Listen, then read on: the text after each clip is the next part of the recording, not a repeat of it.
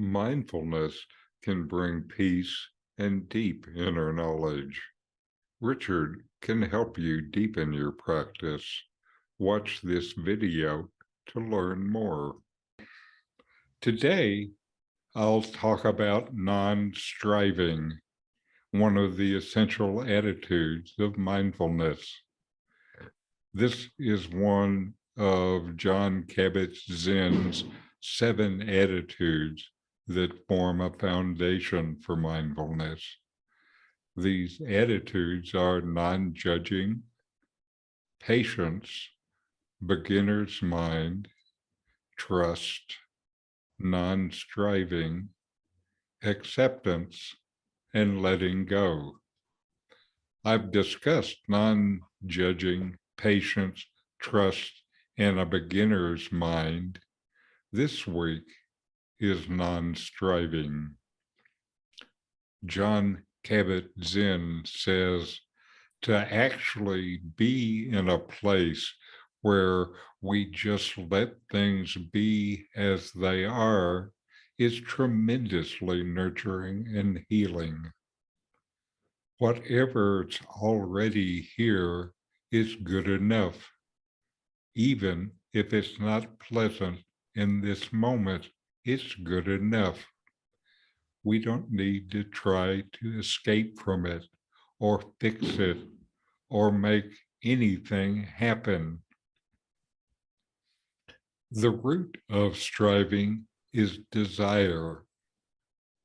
If we want something that is not here now, the I want or I don't want spirit comes into play.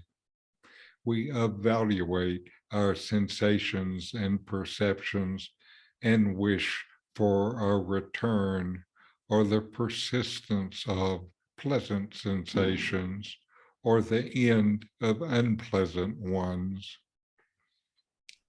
In both cases, our longing makes us leave the present moment and its completeness. Anyone who's ever experienced deep and beautiful sensations in meditation can easily fall into the trap. I want to experience that again. And as soon as this thought arises, the state is destroyed and not available. The wish prevents us from being in the present moment with a patient beginner's mind and free from judgment. Because wanting to go back there is not the same as being here, and it feels different. What does non-striving mean?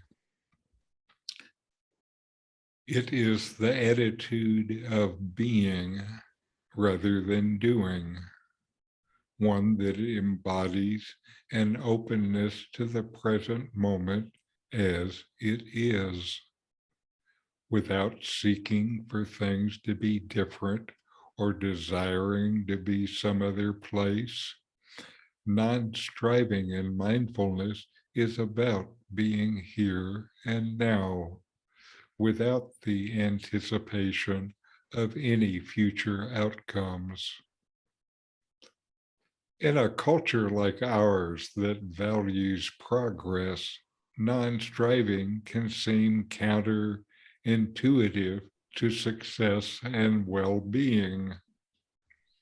We are constantly presented with information that suggests we need to be or do or achieve more. However, ancient cultures have long understood the beauty and power of presence, of being now. All we ever really have is this moment. Learning to be here and now goes against the grain of what we're taught. Yet, it brings us right back to who and where we really are. Now, when we're practicing mindfulness, we might misunderstand what it means to non-strive. For instance, when we're in silent meditation and note that the mind is thinking about what it wants to achieve tomorrow or next year, our first response might be to try to force that thought away. The paradox with pushing these thoughts away is that we are striving for something different, perhaps perfection or escape. What we can practice instead when we notice the mind wandering into thoughts about the future or escape is to simply witness this tendency without applying positive or negative in judgment. Instead, we can simply say, I see you, and then gently come back to this present moment as the seeking mind softens naturally. This doesn't mean we won't have goals or aspirations in life. The foundation of non-striving is simply an invitation to open ourselves up to where we are right now, to reconnect with this present moment with loving embrace. Another quote from Jon Kabat-Zinn: you might be tempted to avoid the messiness of daily living for the tranquility of stillness and peacefulness. This, of course, would be an attachment to stillness, and like any strong attachment, it leads to delusion. It arrests development and short circuits the cultivation of wisdom. Non-striving in mindfulness and meditation is simply a practice of taking a moment's pause from our incessant activity, both internal and external.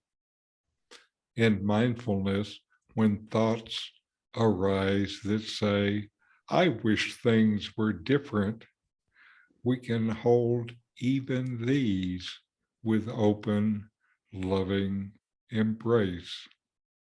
It doesn't mean we're saying, I'm happy that things are the way they are. It's simply a return to presence, a return to the present moment. From this place of presence, we can move forward in the world and find the peace and joy that is always there. You want deeper meditation, more peace, more happiness. Subscribe now to continue to find ways to get more from your meditation.